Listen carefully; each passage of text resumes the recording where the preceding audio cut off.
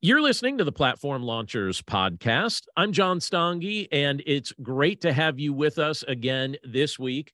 I just had a brief conversation with our members club. As always, they're live here on the call with me, and we were just talking about marketing. And marketing is one of those things that I think for many of us who are in the process of either developing online businesses or trying to develop some form of an online platform, I think marketing tends to be one of those things that many of us find a bit confusing, and many of us find a bit difficult to really wrap our heads around and really figure out what we want to do and how best to do it and how to come across in such a way that we're not almost turning people away from the things that we're actually doing. And the premise that I want to operate from this week as we kind of talk about marketing is the fact that I think great marketing is really just building trust. Now, let me explain what I mean by that. And I'll even kind of take you on a little bit of a journey here with me as I describe a little bit about some of my early thoughts related to marketing. So early in my entrepreneurial journey, as I was trying to figure out what it looks like to effectively build an online business, I would do things like I would read books, I would watch videos, I would watch all sorts of things. I'd listen to podcasts. I'd try and glean ideas and learn strategies that would help me build, grow, and monetize my online platform. And much of the information that I was finding that it was genuinely helpful, but some of the advice I was receiving was easier for me to receive than others. And one piece of advice that I would often hear would encourage me to develop some form of a marketing plan. Would hear this. I would actually hear it over and over and over again. But to be honest, I didn't actually believe it was necessary. And if I'm really honest, I simply didn't want to do it. I just didn't want to do it. All I wanted to do was create content. I really didn't want to have to think about marketing. It wasn't fun to me. I didn't desire to do it. I also didn't really understand it. And at the time, I don't know that I was even interested in understanding it. But I looked at marketing at the time like it was selling. I equated marketing with selling. And I was very worried that I would come across, as I tried to market what I was doing, I was worried that I was going to come across like a salesman. So marketing in the early phases of my entrepreneurial journey, it never rose to the level where I felt compelled to take action on it. At least I didn't think I was taking action on it. Surprisingly, I was marketing. I just didn't realize that I was marketing until I looked at some of what I was doing in retrospect. But basically, at the time, I had a philosophy that I think many of us share. I think many of our members in our members club share this philosophy. This was a philosophy that I shared, particularly at that time that I'm describing. And it's a philosophy that's easy for us to adopt because it's partially true. And so that's why many of us tend to adopt it. But basically, this is the philosophy that I held on to, that many of our members hold on to, and that possibly if you're watching this video, if you're listening to this podcast, maybe this is something you hold on to as well. But basically, I believed that if I focused my time and my energy on creating good content, that my marketing would take care of itself. All I had to do was just create good content. And then the marketing would just run like its own machine. So I wrote the best books I could write. I recorded the best podcasts I could record. I created the best videos that I could create. And thankfully, that did help me to attract an initial group of followers, an initial group of customers. But I'll admit to you that that process was somewhat slow. Now, I mentioned this to our members club just a few minutes ago. If you were to listen to any of my faith-based podcasts, one of them in particular today, there's an ad running on that podcast today. And it's an advertiser that paid for the privilege to be able to advertise on there. And so I was grateful to be able to just offer a like-minded advertiser some advertising space. But why do you suppose, even without going into detail of who that advertiser is, if you want to check out the podcast, you can just go listen. But why do you suppose that advertiser was willing to pay for that exposure? Why were they willing to pay for that exposure? Well, that company is convinced that there is value in being introduced to a new audience. They want to be introduced to a new audience. They've been in business long enough to know that marketing their product in the right way will help them build their business. And so that's what they're trying to do. Now, I will admit, and I will confess to you that it took me a long time to learn that lesson, but now I'm also convinced it's true. Advertising can be a great form of marketing when it's done well, but there are other forms of marketing, other ways to market that don't necessarily fit into a traditional advertising metric. And that's really what I want to focus our time on together this week. I want to give you two examples, in fact, of effective marketing that both happened right in front of me at the same exact time. And they're rather contemporary examples. In fact, both of these examples happened just yesterday, because yesterday I made the decision to join a new gym. And that's probably something that a lot of people this month are deciding to do, but that's something I decided to do. Wanted to join a new gym. I've had other gym memberships, but this particular gym that I decided to join is nicer than any other gym that I've ever been a part of. Some of the gyms I've been a part of have been rather simple and industrial. Some have been a little bit corporate. This one, it's like they thought of everything. It's so nice. It offers so many amenities. Honestly, I actually questioned whether or not I was actually a good fit to join, because it seemed a little too nice. But to satisfy my curiosity, what I did was I scheduled a tour of the facility, and I went and I visited that facility yesterday. Now, even before I visited it, for starters, how did I even hear about this gym? Well, I started paying attention to this gym because I kept hearing good things about some of the ways they were trying to serve our community, particularly over the course of the past few years. That caused me to start thinking about this gym in a particular way. I thought of them as generous. I thought of them as others-centered, and their generosity started creating a feeling of goodwill within me. And so that's how this gym in particular got on my radar. And when I messaged them to schedule a tour of their facilities, they were very receptive. They got back to me immediately, which was certainly very nice. And I made an appointment to visit. And when I visited, my wife and I went and we visited together. We were greeted warmly. We were greeted very familiarly when we arrived. The person that greeted us, she was a woman named Carol, and Carol gave me a guided tour. And as she was giving me and my wife a guided tour, she asked genuine questions about some of my fitness goals. She also took time to learn about our family, and she also surprised us by doing a great job remembering names. As we shared our names, as we shared about some of the things and people we were talking about, she remembered names. So I thought that was rather impressive. It also showed me that she was very closely listening to the things that we were sharing and things that we were talking about. And as we toured the facility, one of the things that I in particular felt pretty grateful for was that she answered all of my questions without making me feel foolish. She never talked down to me. She also stressed certain commonalities that we shared with our season of life, and the fact that our children are at the same season of life together right now. And we were talking about some of the unique challenges that parents of college students face. And by the end of the tour, I felt very comfortable with the idea of joining the gym. I was convinced that joining the gym was a very good idea. Carol had earned my trust. It was very clear that the people working out there enjoyed the amenities and the culture of the gym. In fact, as one particular woman came up to us while she was giving me the tour, and she said something to the effect of, sorry to interrupt your tour, but I just want to know if you join this gym, you're going to be very happy here. I thought that was rather nice. It certainly was a ringing endorsement. I don't think she was a plant. I don't think she was someone that was just planted there to kind of seal the deal or whatever it may be. But it was very nice. And while Carol, who was our tour guide, while Carol was gaining my trust, what I discovered was I was also gaining her trust.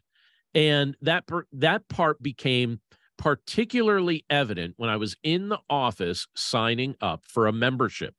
She asked me what my children were studying at present, because like I said, she has college students, we have college students. And when I told her, I also happened to mention that one of my children has become quite adept at woodworking. And she was curious about that. She wanted to know what kind of woodworking he does and some things related to that. And so I actually showed her some of the pictures of the crown molding and wainscoting and different things around the house that I recently paid my son to do. And as I showed her those pictures, she was floored at how beautiful his work looked. And she almost immediately offered to hire him to do work at her home. It was essentially immediately, and I still can think of the expression on her face. She was floored with the work that he did. It was exactly the type of work that she wanted to see at her home. And she said, okay, I have definitely got to get him over to my house to do some work as well. And, I'm just kind of mentioning all of this because I wonder if you see what's taking place here. That Jim, just kind of think back to the elements of the story that I've already shared. The Jim earned my trust by serving the community. Carol earned my trust by being genuinely interested in my family and answering my questions without making me feel foolish. And I earned Carol's trust in the way that I responded to her questions and with my pictures and things like that I was showing her of my son's work. And in the end, what ended up happening was the Jim got a new member and my son got a new client. So there was a little back and forth there. And when I think about it, in my opinion, that's how good marketing works. It's not about being loud and over the top. It's not even about making sales pitches. It's about building trust and then offering helpful solutions that make the lives of other people better. So your job as you're developing your business or your platform, your job is not to become a salesman in the way that you might not be comfortable selling. Your job is to earn the trust of people you serve and then over deliver on the quality you provide them. And I think this should be the philosophy behind everything you write, behind everything you record, and behind everything you sell. Earn the trust of the people you serve and then over-deliver on the quality you provide for them.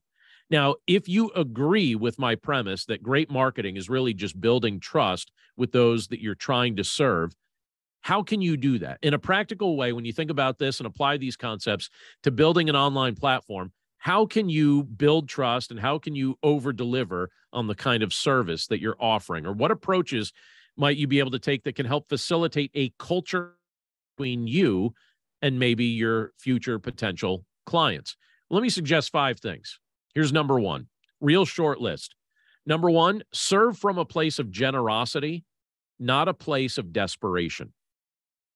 If you're desperate to make sales, people will sniff that out immediately. You will come across as desperate or aggressive. And in my opinion, that is not a great look. I think it also leads at times to mutual frustration instead of mutual benefit. But if you demonstrate a generous spirit and a desire to be genuinely helpful, people will sniff that out about you as well. And they may not become your client immediately, but I'm convinced that many of them will become your clients eventually, and they'll likely tell others about you, much like I told you about Carol at the gym. I had a good experience there, and I told you about her. I wouldn't have used her as an example if she didn't demonstrate this. She was serving from a place of generosity, not a place of desperation, and I could sense it. Number 2 on my list is this: stay focused on their needs and their story. Now, I realize that to some degree, we all like to talk about our own needs and our own story, and there's certainly a place for that. But when you're attempting to build trust and you want to stay very much on the radar of the people that you're trying to serve, you also need to stay focused on their needs. Stay focused on their needs while you're trying to build that trust. Offer them suggestions. Offer them solutions. Share some of your best ideas without requiring any sort of payment while you're attempting to get to know each other. Because I believe that once trust is established, you're very likely to have a healthy, ongoing business relationship if you stay focused on their needs and stay focused on their story, and again, operate from a spot of generosity. All right, number 3 on my list is this: never demean the people you're called to serve. Again, Carol did a great job of practicing this, because if you think about it, when you think about visiting a gym, there's all sorts of things around a gym that can be very intimidating to many people. And many people don't even ever bother walking into a gym because they think, oh, I don't even know do. I'm not going to know how to use the equipment, or there's going to be people there that are just in super great shape. And because I'm not in great shape, then people are going to think poorly of me or whatever it may be. And so as I'm walking around that gym with Carol and I had questions, she did not look down on me when I asked follow-up questions about things like equipment or classes or some of the systems that they have place at the gym. I wasn't familiar with these things, and so I asked her questions. She did not look down at me. She did not demean me. She continued to answer questions with a very kind demeanor. And one of the things I noticed was that she very respectfully listened to my questions, gave me the answers that I needed, and then made me feel comfortable to ask additional questions when they arose. And at no point did I feel like I was an inconvenience to her. And at no point did she try to rush the tour or the conversation or anything like that. In fact, I think she spent about an hour together with my wife and I.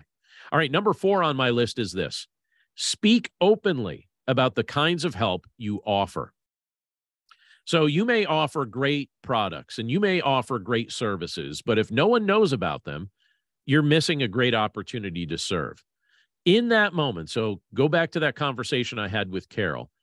In that moment, I spoke freely about my son's woodworking business. Now, it wasn't an offer of my own, but by extension, because he's my son and because I love him, I'm happy to promote what he's doing. And I spoke freely about his business when I was talking to Carol. Carol spoke freely about the benefits of joining the gym. We were both ready to hear more details about the kind of help that we could offer one another. Keep that in mind, regardless of whatever kind of business you're attempting to build. Don't keep what you're doing hidden. Don't keep what you offer hidden. Write about it, record videos about it, share about it on your podcast, or if you get the opportunity to do so, appear as a guest on the podcasts of others. Whatever it takes, get in the practice of speaking openly about the kind of help you offer, but do so keeping the other things in mind. The idea of being focused on what other people do, the idea of being focused on what other people need, the idea of being generous, the idea of not looking down on anybody or acting like any question is silly or beneath you to answer. You want to be someone who speaks openly about what you do, because as you speak openly about what you do or what you offer, you're giving people the opportunity to become part of the ecosystem of what you're building, and you're giving yourself the opportunity to then be able to serve them. All right, number 5 on my list is this. This is the final thing on my list for this week, and that's this: stay relational and acceptable. I was talking to Phyllis, one of the members of our members club, and we were discussing the fact that she very recently started a membership community for the authors that she serves. And one of the things I asked her, I said, what do you think is key if someone wanted to start a membership community? What do you think is key for someone to keep in mind? And a big word that she really focused on was making sure that you stay relatable and relational. It was the idea of being accessible to the people that you're serving. And so I want to encourage us to stay relational, stay accessible. There are many ways to do this. I'll tell you, one of the easiest ways is to reply to the communication you receive. If you get a call or if you get an email, get back to the person who contacted you. Don't be afraid to talk to people, and don't be afraid to let others see your real personality. The word of the day, I feel like this is something that in a lot of things that I'm reading, a lot of things I'm experiencing, a lot of things that I hear people talk about, the word of the day right now, or the theme of the day when it comes to business, is authenticity. Remaining authentic. That's what we want to be. If you're authentic, if you're easy to reach, if you're easy to talk to, that's going to go a long way toward building a healthy relationship with the audience that you're trying to serve. So don't overcomplicate your approach to marketing. Sometimes it's not about banners. Sometimes it's not about being loud. Don't overcomplicate it. You don't have to become a carnival barker with a megaphone to get the word out about what you're doing. You don't have to be the kind of salesman who's always ready to make a pitch. Great marketing is really just about building trust and awareness. If you build trust and you build awareness, that's going to take the product that you're offering or the service that you're offering or the content that you're trying to share, that's going to take it far. I've experienced that, and I know that others have as well. It can do a lot to actually build the reputation of the brand you're creating. So keep doing a good job serving the people you serve. Keep finding ways to conversationally share about what you do. Stay focused on the needs of others while remaining authentic, while remaining accessible. And I am convinced that you will see great results as these principles are consistently applied to your online business and your online platform. Before we finish up this week, I just want to invite you to stop over to platformlaunchers.com.